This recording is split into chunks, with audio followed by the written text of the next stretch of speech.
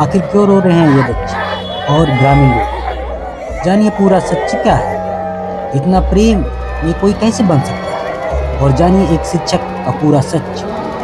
ऐसा काज सभी शिक्षक नहीं कर सकते जिन्होंने शहर का होकर के भी अपना पूरा पोटेंशियल, सारी ऊर्जा बच्चों के भविष्य के लिए लगा दी। उन्होंने अपने जीवन काल में 22 वर्षों तक उस ग्रामीण जहाँ पहुँचने का मार्ग भी नहीं था, वहाँ जाकर को इन्होंने शिक्षा का दीप जलाया।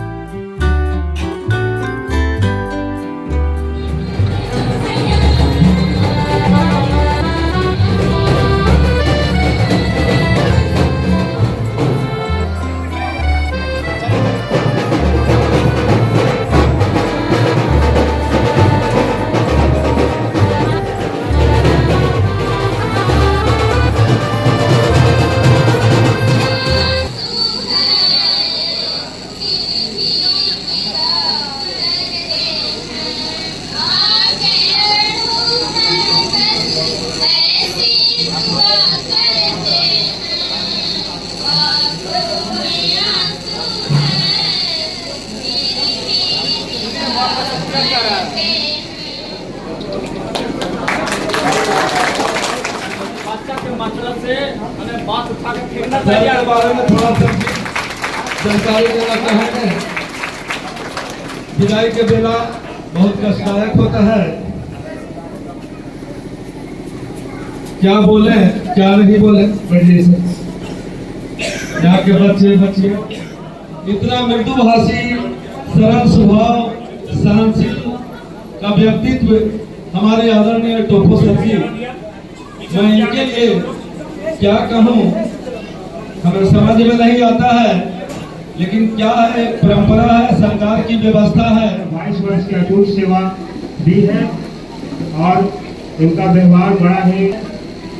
और हम लोग जानते हैं कि हमारे भारतीय परंपरा में गुरु का अत्यंत महत्व है। आंगन मिलन का, यहाँ पर दोनों का मिलन होगा। एक मिलन दुख का है कि ये 22 वर्षों की अटूट सेवा दे करके आपके बीच से जा रहे हैं। यह बहुत हम लोगों को दुख की बात है, लेकिन खुशी भी हमारे साथ ये देते जा रहे हैं कि यह 22 वर्षों तक यहाँ पर रहकर आपके लिए जो ज्ञान की ज्योति जगाए हैं, विद्या का जो प्रकाश फैलाए हैं, उस प्रकाश में जो आप स्नान किए हैं, वह सदा इन्हें अपने हृदय में रख करके याद करते रहेंगे। ऐसे हम +2 के टीचर हैं, लेकिन वहाँ पर स्कूली शिक्षा में +2 जो शिक्षा होती है वो सबसे उच्च शिक्षा है।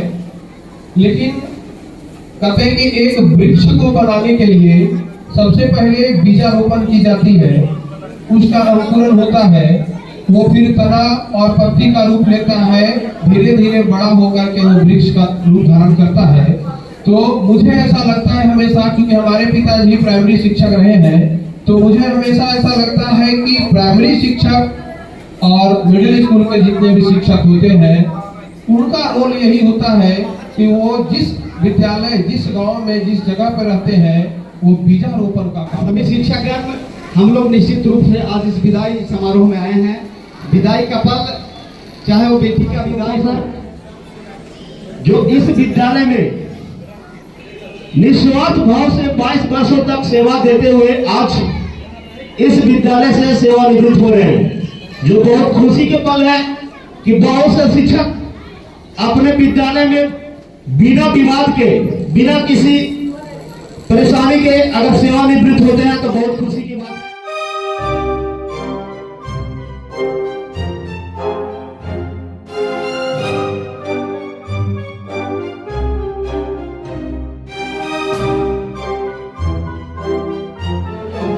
उसके बाद आप लोग कहेंगे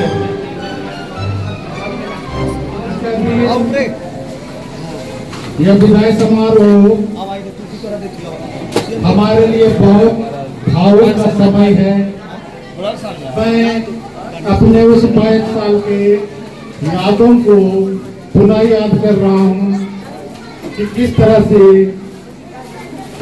हमारी जब नियुक्ति हुई थी तो बड़े कष्ट से हम लोग इस ग्रामीण क्षेत्र के विद्यालय तक आते थे। विशेषकर बरसात के समय बहुत अधिक कष्ट होता था, रास्ता का कोई ठिकाना नहीं था, पतला पतला पगडंडी से खेत के आरियों से होकर इस विद्यालय तक आना पड़ता था। कभी कभी ऐसा भी स्थिति आया, एक हाथ में छाता दूसरे हाथ में चप्पल पकड़कर पतले पगडंडी से होकर अपने विद्यालय पर आया। कहीं कीचड़ लग गया तो बीच राह पर ही कहीं डोबी पर या जमा पानी पर अपने कपड़े धोकर पोंछ कर विद्यालय पर 10 बजे उपस्थित हो जाता था और 10 बजे से लेकर 4 बजे तक इस विद्यालय में उपस्थित रहता था। उन विगत दिनों में शिक्षक ही एक ऐसे व्यक्ति थे जिन्होंने सारे कष्टों को झेलते हुए अपने गंतव्य स्थान पर जहाँ पर वे शिक्षा देते थे अपने विद्यालय तक पहुँचते थे। कोई भी पदाधिकारी ऐसा नहीं थे कि वे इस क्षेत्र में घूमते थे। यह चतरा जिला उग्रवाद प्रभावित क्षेत्र था जिसके कारण लोग भयभीत रहते थे। विशेषकर हमारे शिक्षक बहुत दूर दराज से आते थे और नए स्थान पर बड़े कष्ट के साथ बच्चों को विद्या देने में अपना सेवा प्रदान करते थे। लेकिन धीरे धीरे समय बीतता गया।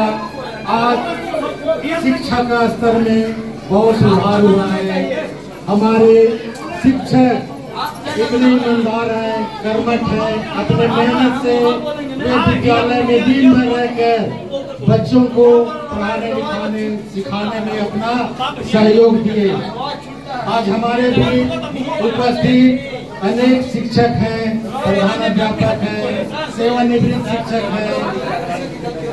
इस ग्रामीण क्षेत्र के माता पिता अभिभावक सभी का प्यार स्नेह और सहयोग के लिए मुझे आज तक इस विद्यालय में बंद करना था। आपके बीच में और प्रशासन ने जो एक नियम बनाया उसको सभी फॉलो कर रहे हैं, हम लोग भी पालन कर रहे हैं, सभी पालन कर रहे हैं। इसी नियम को पालन करते हुए आज ये विदाई समारोह में टोपो सर को विदाई दी जा रही है। विभिन्न विद्यालयों से उपस्थित सम्मानित गुरुजन जो यहाँ पे उनकी विदाई समारोह में उपस्थित हुए हैं और उपस्थित होकर अपने अनमोल बच्चों से सर को और यहाँ के बच्चों को आमंत्रित किया, इसके लिए बहुत बहुत